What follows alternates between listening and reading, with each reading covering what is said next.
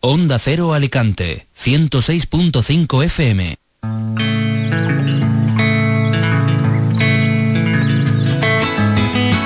En Onda Cero Alicante, Empresarios con Buena Onda, con Lola Torrent.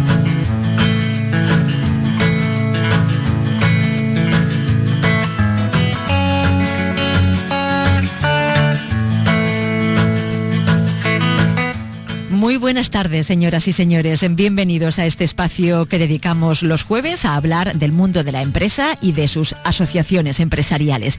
Y empezamos con un breve repaso a la actualidad empresarial de nuestra provincia. Boletín de noticias empresariales.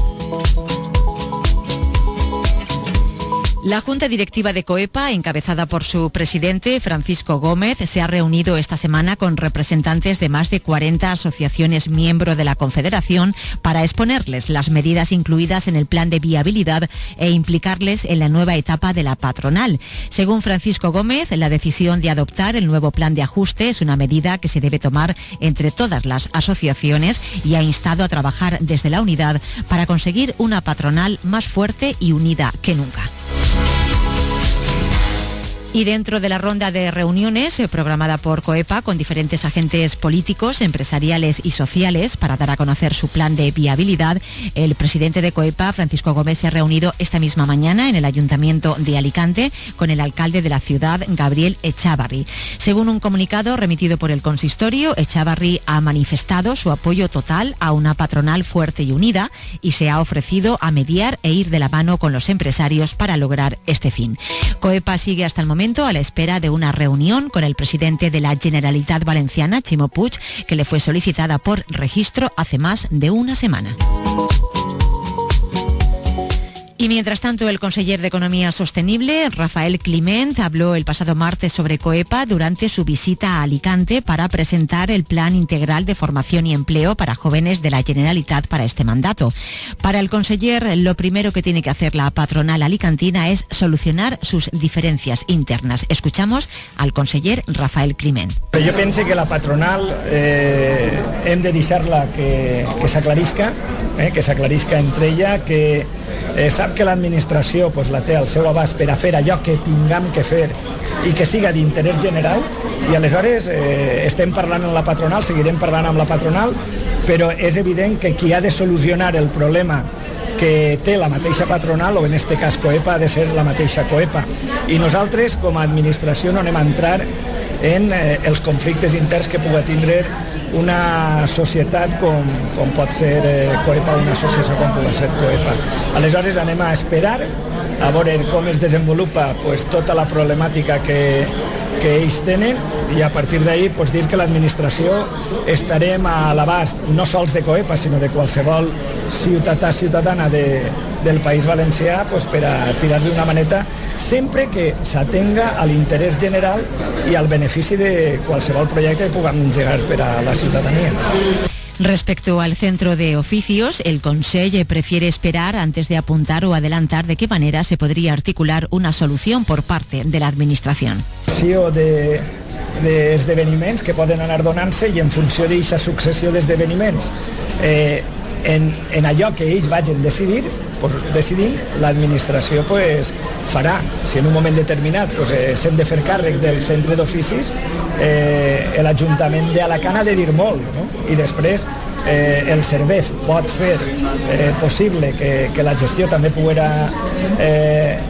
fer-la ell, però tot això, torna a repetir, anirem veient en funció del que passe dintre de COEPA. Recordemos que COEPA ha entrado en concurso de acreedores ante la imposibilidad de devolver el préstamo de 3,9 millones de euros que ahora le reclama el Instituto Valenciano de Finanzas y que sirvió para la construcción y la puesta en marcha del centro de oficios de la patronal situado en el barrio de Babel.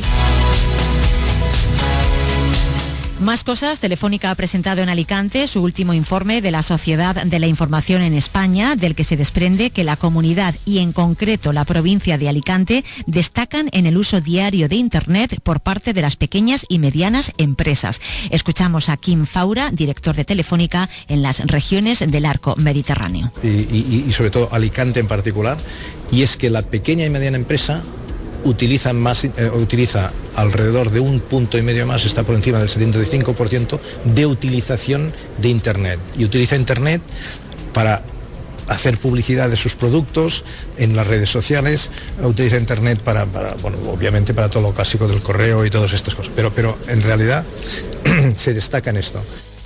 También las pymes de la Comunidad Valenciana son líderes en la penetración de Internet de banda ancha, con un 90,5% de sus empresas conectadas mediante este rápido sistema de transmisión de datos. Y es que la media nacional está en el 83,3%. Y un último apunte informativo: la Asociación de la Empresa Familiar de la provincia de Alicante, AEFA, y la firma de servicios profesionales KPMG han sellado un acuerdo de colaboración para desarrollar el segundo encuentro mediterráneo de empresa familiar, que se celebrará los próximos días 12 y 13 de mayo en Casa Mediterráneo.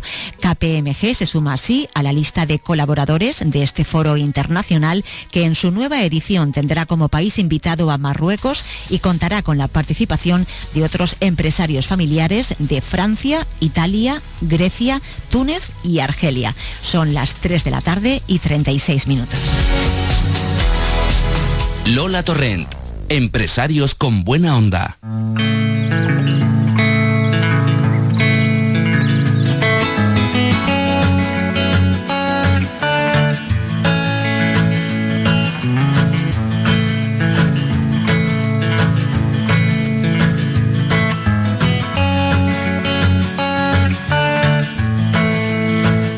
Y hoy nuestra organización empresarial invitada es APEME, la Asociación Provincial de Empresarios de Instalaciones Eléctricas y Telecomunicaciones. Nos acompaña en el estudio Juan Miró, responsable de la asesoría técnica de APEME. Juan, muy buenas tardes. Hola, muy buenas tardes. ¿Qué tal? Lola. Nada, muy bien.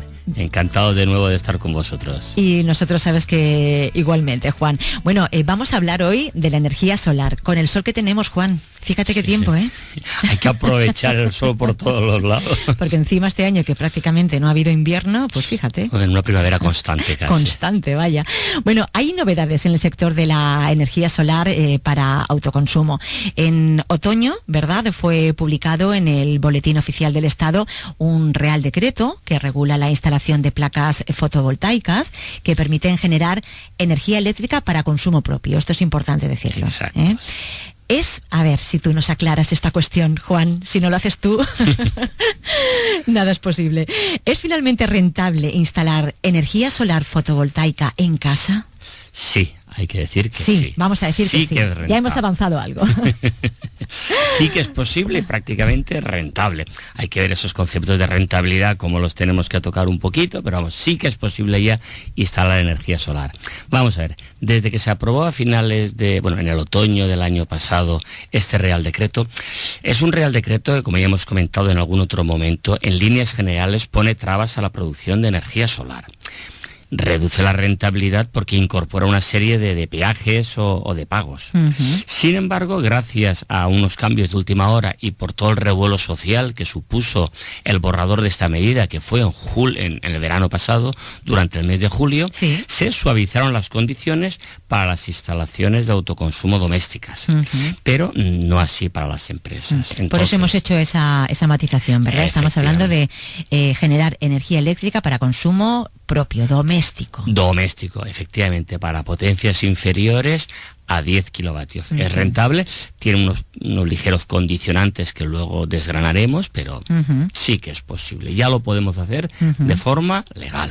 Entonces, ¿nos sale rentable, Juan, instalar una placa solar en el tejado de mi casa, en el caso de que mi casa fuera unifamiliar, que no es? Vale. Pero bueno. Vamos a ello, vamos a ver. Una buena manera de reducir nuestra factura de luz es instalar una placa solar en nuestro tejado o jardín. Como tú bien has dicho, es la forma más sencilla de poder aproximarse a la energía solar. Esto es algo relativamente sencillo y económico, pero que nuestro gobierno se ha empeñado un poquito en complicar y encarecer. Vamos a ver una serie de numeritos sencillos. Un kit básico para autoconsumo, compuesto por un panel solar, que es la placa que nosotros los vemos, un inversor, que es la electrónica, y la estructura para poder montar en el techo junto al suelo, puede costar aproximadamente unos 600 euros. 600 euros. Con todo esto podemos sacar unos 350 kilovatios hora al año, que esta sería la cantidad de energía eléctrica que dejaríamos de pagar en la factura. Y por tanto aquí tendríamos una rentabilidad medioambiental, porque estos 350 kilovatios hora dejarían de venir de las centrales de carbón, de las nucleares, también de los molinos eléctricos, de los molinos, de los aerogeneradores, vulgarmente la llamamos las molinetas eléctricas, los dejaríamos de tener. Entonces, si hacemos un cálculo rápido de estos 350 kilovatios, ¿a cuánto están? Están oficialmente a 0,13 euros el kilovatio. Si le añadimos el IVA, el impuesto eléctrico y todo eso, se nos quedaría en 0,168, 0,17. Con lo cual vendríamos a ahorrar al año unos 60 euros. Con lo cual estamos hablando de que prácticamente podríamos amortizar la instalación en unos 10 años. Dado que la instalación tiene una vida útil de unos 25 años... Claro, que todo hay que tenerlo en cuenta, claro. Vamos a ver, nada es eterno. Claro, efectivamente. Entonces 25 años es un periodo largo de vida útil, pero vamos, descontando esta cuestión y teniendo en cuenta que siempre la energía eléctrica tiende a subir, estaríamos hablando que alrededor de los 10 años tendríamos pagada nuestra instalación, con lo cual tendríamos durante 15 años energía gratuita para todo, para nuestra vivienda, esos 350 kilovatios. Esto que es tan sencillo y que no supone prácticamente nada, no sin cargas administrativas ni autorizaciones, es lo que viene ocurriendo en muchos países de Europa, en que se va al supermercado, como el que dice, se compran los elementos, una empresa instaladora autorizada los conecta, los instala y disfrutamos de la energía solar. ¿Sin más historias? Sin más historias. Aquí en España, por desgracia, no es posible. Uno de los países de Europa que más sol tiene y que por contra al que le hemos puesto más cantidad de pegas y de trabas. Esto que aquí nos están poniendo trabas es cuando nos vienen holandeses y alemanes y se extrañan de cómo es que aquí con todo este sol no tengáis muchas más placas solares. Hay muchísimas, pero siempre tenemos que recordar el eslogan de los años 60, España es diferente. España es diferente, sí, ya lo creo, Juan. Bueno, ¿y cómo afecta ese Real Decreto del que nos estabas hablando, que se aprobó en octubre, ¿verdad? Del año pasado, ¿fue? Concretamente el 9 de octubre. Con lo cual entró en vigor el día 10. Vamos a ver, este decreto obliga, o sea, tiene 3 grandes patas, que es una legislación administrativa compleja, lo que supone trámites ante las compañías eléctricas, distribuidoras de electricidad y con la propia administración. Con independiente de que vayamos a poner la placa de los 250 vatios que hemos hablado antes, o que vayamos a instalar 30.000 vatios o 40.000 vatios. Indistintamente, la tramitación la complejidad es la misma. La complejidad es la misma. Todo el tema de papeles y autorizaciones y certificados es el mismo. Después tenemos una serie de cargos adicionales, que aquí le llamamos peajes, por no decir las cosas por su nombre, que encarecen sin sentido el uso de la instalación. Supone que cuando generamos energía eléctrica tenemos que pagar una cantidad de dinero, por eso en muchos lugares se le ha llamado impuesto al sol, que este Real Decreto viene a consolidar el impuesto al sol, porque supone pagos por el uso de esa energía que nos llega de forma gratuita. Y para complicar del todo este tipo de instalaciones... Aún hay más, ¿no? Aún hay más, sí. Se obliga a colocar un nuevo contador eléctrico para registrar la energía eléctrica que producen nuestras placas solares. Esto es una traba técnica que dificulta muchísimo la instalación y, por supuesto, que la encarece, que ahora luego explicaremos un poquito el porqué. Estos son las tres grandes patas en las que se apoya este decreto, y esas son las trabas que todos los sectores reclamamos ante el gobierno de que se eliminen, con lo cual supone la modificación o casi anulación de este Real Decreto y la generación de otro. Todos los partidos políticos en el mes de julio, cuando se hizo la presentación de este borrador, estaban en contra del mismo, salvo el Partido Popular. Pero en fin. Se van añadiendo cosas, todo se encarece, ¿verdad? Explícanos, si te parece, esos peajes de los que hablas, esos pagos, que bueno, siempre nos viene mal, para que vamos a decir otra cosa, y por lo menos saber por qué lo pagamos, ¿no? Vale. Hay que hay que entender un poquito esta cuestión. ¿Qué le llaman peajes? Porque peaje es lo que se paga cuando uno usa una infraestructura, o bien las carreteras, o bien los propios cables de las compañías eléctricas. Aquí veremos que se llaman peajes, son pagos, pero que no tienen demasiado sentido. Hay que fijarse en lo siguiente. Nosotros, cuando producimos nuestra propia energía, tenemos que pagar aproximadamente 0,06 euros por cada kilovatio de energía que nosotros producimos. Esto hace que la instalación la plaquita que habíamos montado antes en casa, el ahorro se nos disminuya, se nos quede en unos 35 euros. Antes hablábamos de que ahorrábamos 60 euros al año. Sí. Con el pago de este peaje se nos reduce a 35 euros al año. Uf. Claro. Entonces, ¿qué ocurre? La amortización que antes hablamos de unos 10 años... Ya no nos cuadra. Ya no nos cuadra. No salen las cuentas, se nos va a los 17. Se nos va a 17 años. Pero no nos asustemos, que al final el gobierno, con todas las presiones, parte de esto nos lo quitó. ¿Sí? ¿Qué hizo? Sí, que no tendrán que pagar por esa energía producida todas aquellas instalaciones domésticas que no sobrepasen los 10 kilovatios de potencia contratada. Con lo cual en las viviendas de momento, porque esto es de forma transitoria, vamos a continuar exentos del pago de este impuesto, que vendría a resultar sobre unos 15 euros al año. Con lo cual nos mantendremos en los 60 euros de ahorro. Pero esto no quita que nos fijemos la filosofía de la ley, porque la filosofía de la ley es kafkiana.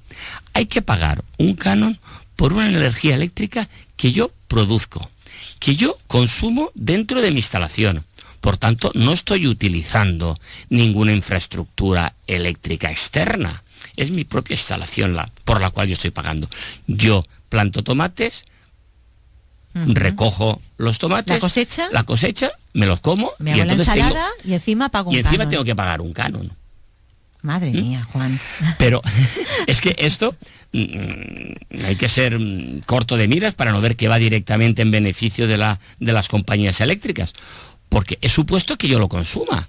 Pero en el supuesto de que yo no lo consuma porque en ese momento no tenga ningún receptor en la instalación que esté consumiendo, que nos puede pasar en las instalaciones domésticas a las 12 del mediodía con ese sol tan radiante, en que la nevera no esté funcionando, el termo ya haya calentado el agua, no tengamos nada funcionando en casa, este kilovatio se va a la red para que la compañía eléctrica se lo pueda vender a mi vecino. Entonces yo voy a pagar esos 0,05 euros por el kilovatio, se lo regalo a la compañía y la compañía se lo vende a mi vecino a los 0,16. Le saca un rendimiento. Le saca un rendimiento. Esto es un auténtico negocio. Pero lo lamentable es que este negocio salga de nuestros bolsillos. Efectivamente. Es que esto cuando lo explicas no tiene sentido. Es que parece incomprensible. Parece incomprensible. Juan, Por todo esto, el gobierno echó un poco marcha atrás en julio, cuando todas las asociaciones de consumidores, asociaciones empresariales, colegios de ingenieros, de arquitectos, dijeron, esto es una barbaridad. Dijeron, bueno, esto va a ser así. Pero para las viviendas que tengan menos de 10 kilovatios, se lo vamos a eliminar. También. No, eliminar el tema del peaje de los 0,05 euros por kilovatio. Pero el resto de empresas o de instalaciones de más de 10 kilovatios van a tener que pagarlo. Con lo cual la amortización se nos va a ir un poquito a las nubes. Madre mía, ¿eh? Pero qué lucha. Esto es como es una lucha constante por intentar cambiarlo. Qué barbaridad.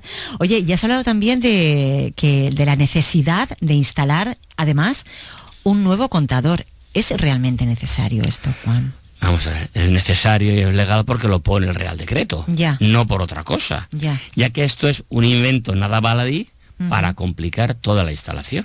Porque en vez de un contador se podía estimar perfectamente la energía que se produce en función del número de placas, de la potencia y de la irradiación en el lugar para sacar un promedio. No, se pone el contador para complicarlo más, para poder legalizar la instalación y evitar multas por tener una instalación de generación de energía eléctrica no registrada. Es necesario instalar un nuevo contador para registrar la energía que yo genero con mis placas en mi instalación, aunque no me vayan a cobrar con ella. ¿Esto qué es? Esto no es ni más ni menos que una complicación técnica y un absurdo que no tiene sentido, porque se trata de que vamos a colocar un contador que además debe de estar junto al otro contador, Todos tenemos en casa nuestro contador que crea la factura eléctrica para nuestro consumo interno. Junto a ese tenemos que tener otro contador. Con lo cual tendremos que lanzar un cable desde donde se nos genera la luz, la energía eléctrica, que suele ser el tejado de nuestra casita. Lo tendremos que llevar hasta la valla donde se encuentra el contador, de ahí volver otra vez dentro de casa para depositar la energía junto al cuadro eléctrico. Con lo cual tenemos que pérdidas en los cables de ida y de vuelta que van a hacer que esa energía se vaya perdiendo y que no sea... Innecesariamente, además. Innecesariamente, claro, porque es simplemente para un registro de la compañía, y ese registro no se va a cobrar en el caso de las instalaciones domésticas, pero es una forma de complicar y de encarecerlo. En este aspecto, el público en general tiene muchas dudas, porque claro, no entiende que se tenga que instalar y que colocar un contador si no se le va a cobrar la energía. Lo primero que cuando muchos usuarios nos llaman allí a la asociación o a nuestras empresas asociadas, dicen, pero a mi contador no hace falta que me pongas, esa partida quítamela, porque yo estoy exento del pago. Sí, estás exento del pago, pero estás obligado al registro de esa energía. Con lo cual, ahí lo tenemos. Madre mía, la verdad es que cuando te vas metiendo en estos temas, ¿verdad? Claro. Que yo creo que hay un gran desconocimiento, Juan. Sí, hay muchísimo desconocimiento al respecto, y también por el momento político en que nos encontramos, con un cambio de gobierno que no acaba de efectuarse, si tenemos nuevas elecciones o no. Este decreto se ha quedado ahí en el aire, y ahí lo tenemos. Ni el gobierno incluso desarrolla reglamentos complementarios, instrucciones para aplicar ¿más todo precisas? Esto. Claro. ¿Cómo vamos a colocar ese contador? ¿Qué espacio necesitamos? ¿Es necesario hacer otro hueco al lado del contador existente o sirve el que tenemos? Todo eso son cosas que están pendientes, claro. Están pendientes de decidir. De ahí que tengamos que tener claro que con el decreto legal actual tenemos que poner contador sí o sí. ¿Nos facturan energía o no nos la facturen? Con lo cual esto va a complicar mucho la instalación y sobre todo el coste. El coste, y el que coste supone, de una forma también, tonta. Claro. Porque es generar más gasto sin necesidad. Sin ninguna necesidad. Bueno, y dime una cosa, y las instalaciones de placas solares que existían antes de este Real Decreto, ¿qué pasa con ellas? Esto ya es el rizo del rizo. O sea, vamos un paso más allá. Más allá, después, sí, es todavía más allá. ¿Aún más? ¿Es posible? No lo complica más, lo pone al igual que si fuera nueva, pero con la diferencia de que cuando una instalación es nueva, haces la obra de primeras. Aquí no. Aquí, sobre lo que ya has realizado, tienes que volver a retocarlo. Porque la respuesta es sí. Hay que modificar la adaptación y adaptarla a las directrices de este nuevo Real Decreto. Y una vez adaptada la instalación, hay que inscribirse en un registro específico que se ha generado de instalaciones para autoconsumo, ¿vale? Que ha sido creado específicamente al efecto, para conocer cuántas instalaciones de estas. Pero es que ocurre que esto salió en octubre. Nos han dado medio año de plazo. El día 11 de abril, es decir, el lunes, finalizó el plazo de inscripción en el registro para las instalaciones existentes antes de octubre. Con lo cual, todas esas instalaciones han quedado fuera de la ley. Con lo cual estamos hablando de que es un auténtico desastre. Disparate, vamos. El tema energético fotovoltaico con el que nos estamos encontrando. Porque pues hay que tener en cuenta lo que tú has dicho, el consumidor no sabe nada, el usuario no sabe nada. No ha habido ninguna campaña informativa al respecto, porque es que además es muy difícil explicar esto en una campaña informativa sin que la gente se echa de huello contra el gobierno, con quien te lo propone. Y como estamos... Quizás por eso no lo han explicado. Quizás por eso no lo han explicado, como estamos en puertas de campaña electoral y ahora volvemos a estar en puertas, pues todo eso se ha ido dejando y ahora nos encontramos con que ha pasado medio año, las instalaciones existentes han dejado de ser legales porque no se han inscrito en este registro de autoconsumo y podrían estar expuestas a una serie de multas. ¿De multas? Claro. Es que hay que tener en cuenta que de todo esto solamente se ha registrado el 12% de la potencia total instalada de autoconsumo y que corresponde lógicamente a las más grandes. La gran mayoría de las viviendas, si nos desplazamos por la costa, incluso por el interior, nos encontramos con muchas naves y con muchas casas con tejados fotovoltaicos. En la Comunidad Valenciana, en toda la Comunidad Valenciana, ¿registrado? En toda la Comunidad Valenciana hay unas cuantas miles de ellas. Y a nivel de todo el Estado se han registrado 50 a nivel nacional, cuando en la Comunidad Valenciana tenemos más de 2.000 instalaciones fotovoltaicas. El porcentaje es el que hablamos antes, es solo porque grandes instalaciones pues de 80 kilovatios, de 90 kilovatios, pues se han registrado, incluso mayores todavía, los grandes huertos solares, pues todo eso es lo que sigo registrando y da un poquito porcentaje, pero la instalación doméstica la instalación de menos de 10 kilovatios, que es de la que estamos hablando y que va al bolsillo directo de cada uno de nosotros, de esas nada de nada. Varios gobiernos de comunidades autónomas, y entre ellos la valenciana, a través del conseller Rafa Climent, sí, y de su directora general, Julia Company, han atendido nuestras peticiones y han trasladado al gobierno la necesidad de ampliar el plazo. Se remitió una carta el 10 de marzo, que ha quedado sin contestar, pero al igual que la Comunidad Valenciana, lo ha hecho la aragonesa, lo ha hecho la catalana, lo ha hecho la balear, lo ha hecho la murciana. Y no ha habido respuesta de ningún tipo por parte del gobierno. No ha habido central. Respuesta de ningún tipo. Madre mía. Bueno, yo no sé si nos puedes hacer una valoración, Juan, de los costes totales de la instalación doméstica, ¿vale? Así podemos hacer a 4 un número muy sencillo. Venga, va, y así completamos la fotografía esta que estamos haciendo, radiofónica. Sí. Vamos a ver, la instalación que hemos estado hablando, hemos comentado que venía a costar en materiales unos 600 euros, los trámites administrativos y de legalización de la orden es de otros 600 euros prácticamente, por las tramitaciones burocráticas ante consellería y ante la propia compañía, y los costes asociados a la colocación del nuevo contador y elementos de protección necesarios se nos pueden ir a unos 1.500, 2.000 euros, con lo cual estamos hablando que la instalación de esta plaquita nos puede costar casi 3.000 euros, con lo cual el ahorro de los 60 euros al año por los 25 años de vida media que nos da la instalación son 1.500 euros. Aunque no nos cobren nada por la energía que generemos, que es lo normal, esta instalación económicamente no sale rentable. Medioambientalmente sí, porque hemos visto que dejamos de emitir una cantidad de CO2 a la atmósfera, claro. Pero con esto... Pero económicamente, desde luego... Imposible. Con este decreto imposibilita que las pequeñas instalaciones sean rentables. No se trata de insolidaridad que dice el gobierno, porque esos usuarios dejarán de pagar una serie de energía y que a los otros nos saldrá más caro. No.